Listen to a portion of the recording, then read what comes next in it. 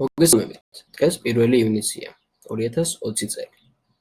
მე მინდა გესაუბროთ დღევანდელი დღის შესახებ.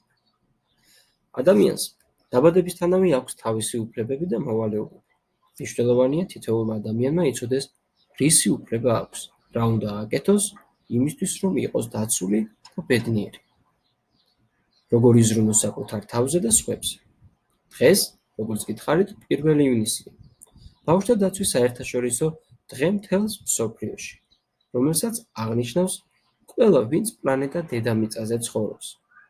ბავშვთა საერთაშორისო დღეს თავისი სიმბოლური დროშა გააჩნია. მწვანე ფონზე დედამიწის ირგვლივ განთავსებულია სხვადასხვა ფერის ადამიანის ფიგურები. ამ დღეს სხვადასხვა ქვეყანაში ბავშვებისთვის ეწყობა სხვადასხვა გასართობი აქტივობები.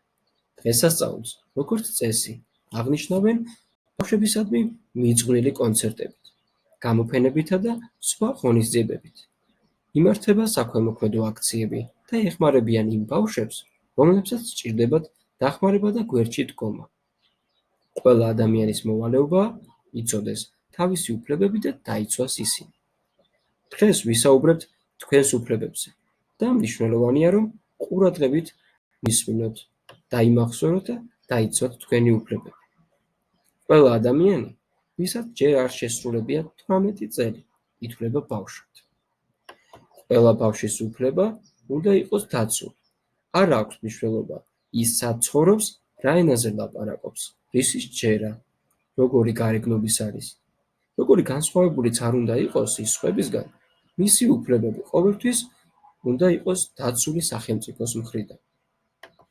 გახსოვდეთ, რომ თქვენი ინტერესები მნიშვნელოვანია და თქვენ გაქვთ უფლება დაიცვათ ისინი. სახელმწიფო ასევე ვალდებულია დაიცვას თქვენი მშობლები, საყვარელი ადამიანები, რადგან ისინი ძვირფასები არიან თქვენთვის. ყველა ბავშვს აქვს სიცოცხლის უფლება და სახელმწიფომ უნდა იზრუნოს თქვენს განვითარებაზე, რომ რაც შეიძლება მეტი გაიგოთ, იცოდეთ და შეძლოთ. ბავშვს დაბადებისთანავე აქვს უფლება ჰქონდეს სახელი, გვარი და მოქალაქეობა. ასევე უფლება აქვს იყოს მისი მშობლების გვერდით. მშობლები ცალ-ცალკე ცხოვრობენ. ბავშვებს აქვთ უფლება იურთიერთონ ორივე მშობელთან, თუ მათ ამისი სურვილი აქვთ.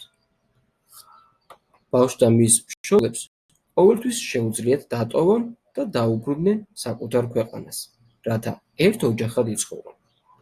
სახელმწიფომ არ უნდა დაუშვას ქვეყნიდან ბავშვების არალეგალური გაყვანა, ანუ თქვენი მშობლების თანხმობის გარეშე არავის აქვს უფლება სხვა ქვეყანაში წაგიყვანა.